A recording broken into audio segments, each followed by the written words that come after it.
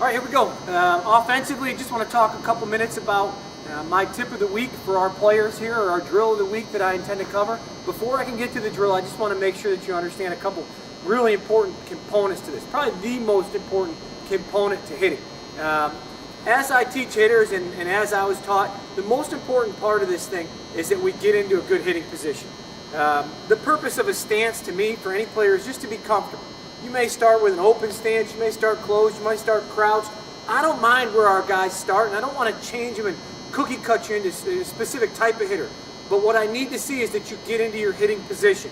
And it's really important for me to share with you and make sure you understand what your hitting position is. So wherever your stance may be, when that pitcher is about to release the baseball, for our real young guys, we try to get in there just a hair earlier. Our older guys, the timing is going to become more critically important for you, and you ultimately have to figure out when you want to load or get into your attack position, launch, trigger, whatever it is that you call it. But for us, it's stance. As I'm ready to get into my hitting position, it's now load. For me, when I get into this load position, what I'm looking for is that, starting at the bottom, my knees stay inside my feet. So parents, if you're watching your son hit and you want to videotape him, take a still shot of that video or capture your screen in this position. As soon as his foot gets down and he's ready to hit, if he takes a stride or if he doesn't take a stride, just try to watch his rhythm points. So it's knees inside feet, hitting position here. So working our way up, we want to make sure that we're stacked up. My body stacks on top of each component. So I got knees to my feet, hip to my knees, my chest down to my hips, and then the top part of this thing, my head down into my chest. So I want to try and stay stacked up, and from a position here, I'm looking at a letter. And when we work with our real young hitters, we're talking about the letter L or the letter V. So you could see that L or V here. The height of my hands, I want to try and, for me, I'm not going to beat it into somebody, but I want to try and make sure it's at the top of the strike zone. I don't want my hands too high, and I don't want them too low. Oftentimes with our young hitters, we watch them load and their hands drop, their hands get away from their body, they may have bat wrap, whatever it is. But the most important thing here is that when we get into our hitting position, I've got that letter L or V, the height of my hands is consistent, and that barrel position is slightly above my head in this position here. That's that strong position that we want to work out of. Remember something, the purpose of us taking a stride isn't to get any more power. It's not going to help with that. The purpose of our stride is it's our timing mechanism. So this timing mechanism is important to each of us if you use it. If you don't use it, that's okay too. But our hitting position exists whether I take a stride that's big, whether I take a stride that's real small, or this big leg lift, whatever it is, I've got to get to this hitting position. So one of the drills that I want to do with our guys is just basically a mirror drill, open side mirror. So if you're looking at me, imagine that the mirror is directly in front of me here on my open side.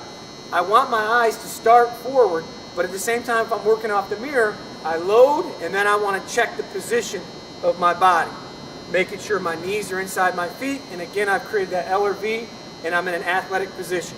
So it's stance, load, check myself, make sure I'm there. I'd like our guys to do that simple drill 50 times a day. It should take them 3 to 4 minutes. So it's stance, rhythm, load, check yourself, make sure you're stacked up.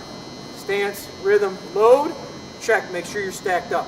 For our older guys that are a little bit more advanced than that, there's a drill that I did when I was playing, which is just basically a hip rotation drill.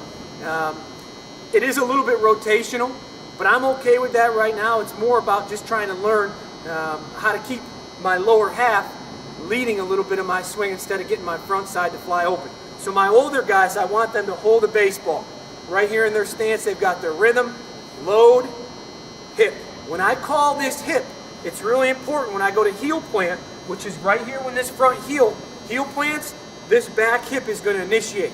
So it's heel plant, back hip. Critically important, the most important thing we'll work on with this drill is to watch the position of your shoulder, feel the position of your shoulder for my older players. Too often, or more often than not, they call that back hip, and as they call their back hip, the front side flies open, and now we just cast the barrel head around. So I want to try and work on this drill, and all I'm going to do for now is just middle. Our older guys, your homework is going to be to do this drill 50 middle.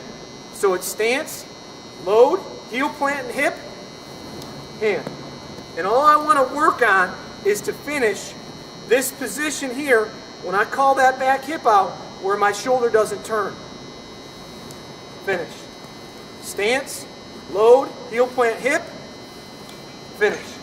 I'd like our guys to be able to do that drill 50 times a day. That's our first tip, first week. I'm looking forward to a great year, so thank you.